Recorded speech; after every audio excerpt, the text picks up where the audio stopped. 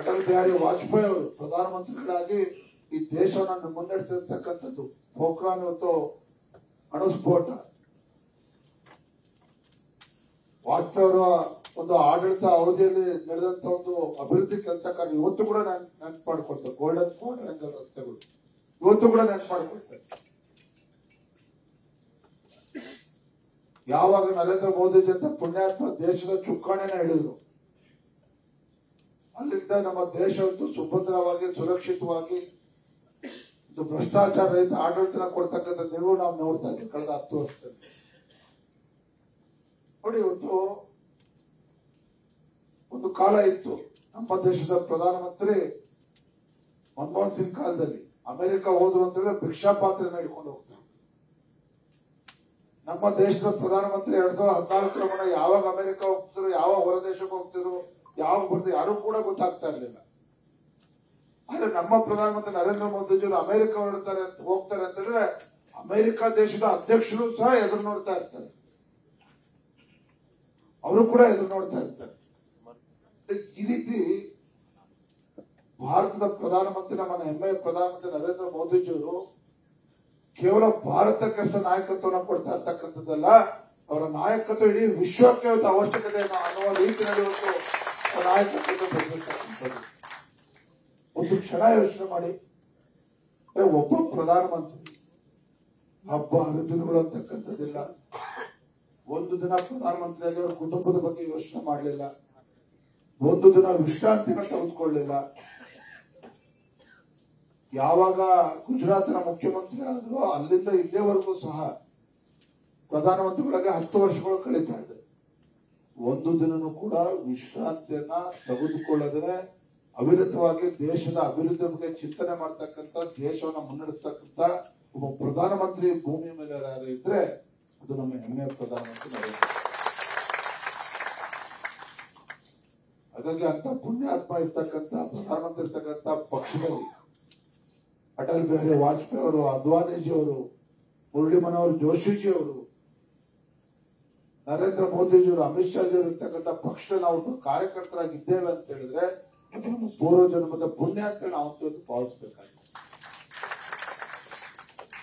ಹೋರಾಟ ಒಂದು ಕಡೆ, ಆದ್ರೆ ಲಕ್ಷಾಂತರ ಕಾರ್ಯಕರ್ತರ ಶ್ರಮದಿಂದ ಅಧಿಕಾರಕ್ಕೆ ಬಂದಂತ ಸಂದರ್ಭದಲ್ಲಿ ಅಧಿಕಾರದಲ್ಲಿರ್ತಕ್ಕಂಥ ಪಕ್ಷ ಯಾವ ರೀತಿ ನಡ್ಕೊಳ್ತದೆ ಅಂತಕ್ಕಂಥದ್ದು ಕೂಡ ಅಷ್ಟೇ ಮುಖ್ಯ.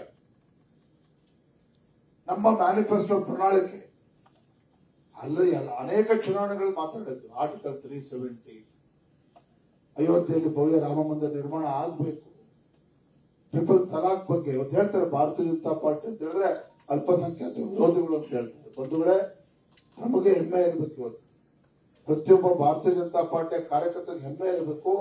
ಅಯೋಧ್ಯೆಯಲ್ಲಿ ಭವ್ಯವಾದಂತಹ ರಾಮ ಮಂದಿರ ನಿರ್ಮಾಣ ಆಗುವ ಮುಂಚೆ ಆರ್ಟಿಕಲ್ 370 ಬುಡ ಸಮೇತ ಕಿತ್ತಾಕುವ ಮುನ್ನ ಈ ದೇಶದಲ್ಲಿ ನಮ್ಮ ಹಿಂದೂ ಮಹಿಳೆಯರಿಗೆ ಯಾವ ಒಂದು ಗೌರವ ಸನ್ಮಾನ ಸಿಗ್ತದೋ ಅದೇ ರೀತಿ ಅಲ್ಪಸಂಖ್ಯಾತ ಮಹಿಳೆಗೂ ಕೂಡ ಗೌರವ ಸಿಗಬೇಕು ಅಂತ ಹೇಳಿ ಟ್ರಿಪಲ್ ತಲಾಕ್ ಅನ್ನ ತೆಗೆದಾಕಿರ್ತಕ್ಕಂಥ ಪಕ್ಷ ಭಾರತೀಯ ಜನತಾ ಪಕ್ಷ, ನರೇಂದ್ರ ಮೋದಿಜಿ ನಾಯಕತ್ವ ಆಗಿರ್ತಕ್ಕಂಥ ಇದು ನಮ್ಮ ಹೆಮ್ಮೆಯ ಪ್ರಧಾನಮಂತ್ರಿ ನರೇಂದ್ರ ಮೋದಿಜಿ ಮತ್ತು ಭಾರತೀಯ ಜನತಾ ಪಾರ್ಟಿ ಈ ದೇಶದಲ್ಲಿರ್ತಕ್ಕಂಥ ಪ್ರತಿಯೊಬ್ಬ ವರ್ಗದ ಜನರಿಗೆ ಇಟ್ಕೊಂಡಿರ್ತಕ್ಕಂಥ ಒಂದು ಕಳಕಳಿ.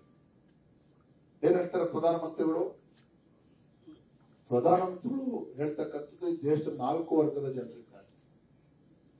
ಬಡವರಿದ್ದಾರೆ, ರೈತರಿದ್ದಾರೆ, ಮಹಿಳೆಯರಿದ್ದಾರೆ ಮತ್ತು ಯುವಕರಿದ್ದಾರೆ ಅಂತಕ್ಕಂಥದ್ದನ್ನ ಅವ್ರು ಕೊಟ್ಟಿರ್ತಕ್ಕಂಥ ಪ್ರತಿಯೊಂದು ಕಾರ್ಯಕ್ರಮ ಯೋಜನೆಗಳು ಕೂಡ ಈ ಎಲ್ಲಾ 4 ವರ್ಗದ ಜನರಿಗೆ ತಲುಪ್ತಾ ಇರ್ತಕ್ಕಂಥದ್ದು. ಯಾಕೆ ಅಂತಂದ್ರೆ ಮೋದಿಜಿಯವರ ಸಂಕಲ್ಪ ಏನಿದೆ, 2047 ಇಸ್ವಿಗೆ ಭಾರತ ಒಂದು ವಿಕಸಿತ ಭಾರತ ಆಗಿ ಪರಿವರ್ತನೆ ಆಗಬೇಕು ಅಂತೇಳಿ. ಹಿಂದೆ ಯಾವಾಗ ಕೇಳಿದ್ದು ನಾವು 60 ವರ್ಷಗಳ ಕಾಂಗ್ರೆಸ್ ಸರ್ಕಾರದ ಆಡಳಿತ ಅವಧಿಯಲ್ಲಿ ಭಾರತ ಅಭಿವೃದ್ಧಿ ಹೊಂದಿರತಕ್ಕಂಥ ದೇಶ ಆಗ್ಬೇಕು ಅಂತೇಳಿ ಎಂದಾದ್ರೂ ಕಾಂಗ್ರೆಸ್ ಪ್ರಧಾನಮಂತ್ರಿಗಳು ಅಥವಾ ಕಾಂಗ್ರೆಸ್ ಮುಖಂಡರ ಬಾಯಲ್ಲಿ ಕೇಳಿದ್ದು ನಾವು.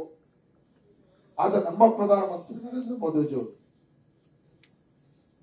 ಇವತ್ತು ನಮ್ಮ ದೇಶ ಹೇಗಿರ್ಬೇಕು ಅಂತಕ್ಕಂಥದ್ದಲ್ಲ, ಮುಂದಿನ 40, 50, 60 ವರ್ಷಗಳ ನಂತರ ಭಾರತ ಯಾವ ರೀತಿ ಇರಬೇಕು, 2047 ಇಸ್ವಿಗೆ ಭಾರತದ ಅಭಿವೃದ್ಧಿ ಹೊಂದಿರತಕ್ಕಂಥ ದೇಶಕ್ಕೆ ಪರಿವರ್ತನೆ ಆಗ್ಬೇಕು ಅನ್ನೋ ಸಂಕಲ್ಪನೆ ಹಿಡ್ಕೊಂಡು ಇವತ್ತು ನಮ್ಮ ಹೆಮ್ಮೆಯ ಪ್ರಧಾನಮಂತ್ರಿಗಳು ದುಡಿತಾ ಇರ್ತಕ್ಕಂಥ ಸಂದರ್ಭದಲ್ಲಿ ನಮ್ಮ ಎಲ್ಲರೂ ಕೂಡ ಕರ್ತವ್ಯ ಇದೆ.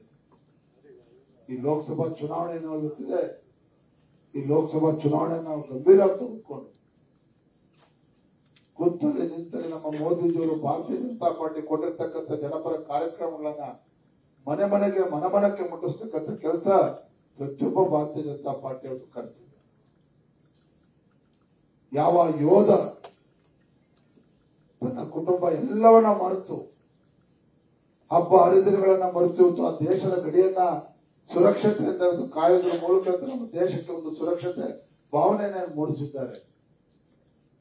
ಭಾರತೀಯ ಜನತಾ ಪಾರ್ಟಿಯ ಪ್ರತಿಯೊಬ್ಬ ಕಾರ್ಯಕರ್ತರು ಕೂಡ ಯೋಧನ ರೀತಿಯಲ್ಲಿ ಪ್ರತಿಯೊಬ್ಬರು ಸಹ ನಾವು ವೀರ ಯೋಧರಂತೆ ಇವತ್ತು ಪಕ್ಷದ ಪರವಾಗಿ ಸಂಘಟಿತರಾಗಿ ನಾವು ಮುಂದಿನ ಲೋಕಸಭಾ ಚುನಾವಣೆ ನರೇಂದ್ರ ಮೋದಿಜಿಯವರ ಸಂಕಲ್ಪ 400 ಪಾರ್ ಅಂತಕ್ಕಂಥದ್ದು 400ಕ್ಕೂ ಹೆಚ್ಚು ಸ್ಥಾನಗಳೊಂದಿಗೆ ಸಂಸದೊಂದಿಗೆ ಮತ್ತೊಮ್ಮೆ 3ನೇ ಬಾರಿಗೆ ಭಾರತೀಯ ಜನತಾ ಪಾರ್ಟಿ ಎನ್ಡಿಎ ಕೂಟ ಕೇಂದ್ರದಲ್ಲಿ ಅಧಿಕಾರಕ್ಕೆ ಬರೋದ್ರ ಮುಖೇನ ನಮ್ಮ ಹೆಮ್ಮೆಯ ಪ್ರಧಾನಮಂತ್ರಿ ನರೇಂದ್ರ ಮೋದಿಜಿಯವರು 3ನೇ ಬಾರಿಗೆ ಪ್ರಧಾನಮಂತ್ರಿ ಆಗ್ತಕ್ಕಂಥದ್ದನ್ನ ನೋಡುವಂತ ದಿನ ಬಹಳ ದೂರ ಉಳಿದಿಲ್ಲ. ಆದ್ರೆ ಅದ್ರ ಮಧ್ಯೆ ನಮ್ಮ ಕರ್ತವ್ಯನ ಮರಿದೇನೆ ಹಗಲು ರಾತ್ರಿ ಪಕ್ಷದ ಪರವಾಗಿ ನಾವು ಶ್ರಮವನ್ನು ಹಾಕಬೇಕಾಗಿದೆ. ನಮ್ಮ ಅಭ್ಯರ್ಥಿಗಳ ಪರವಾಗಿ ಶ್ರಮವನ್ನು ಹಾಕಬೇಕಾಗಿದೆ. ಕನ್ನಡಿಗರ ಮೆಚ್ಚಿನ ನಿಮ್ಮ ನ್ಯೂಸ್ 18 ಕನ್ನಡ ಈಗ ವಾಟ್ಸ್ಆಪ್ನಲ್ಲಿಯೂ ಲಭ್ಯ. ಕರ್ನಾಟಕ ಮತ್ತು ದೇಶ ವಿದೇಶದ 360 ಡಿಗ್ರಿ ಸುದ್ದಿ ವಿವರವನ್ನ ನೀವು ನಿಮ್ಮ ಕೈ ಬೆರಳುಗಳಲ್ಲಿಯೇ ಪಡೆಯೋದಿಕ್ಕೆ ಈ QR ಕೋಡ್ ಅನ್ನು ಸ್ಕ್ಯಾನ್ ಮಾಡಿ. ನಮ್ಮ ಚಾನೆಲ್ ಅನ್ನು ಫಾಲೋ ಮಾಡಿ, ನೋಟಿಫಿಕೇಶನ್ ಆನ್ ಮಾಡಿ.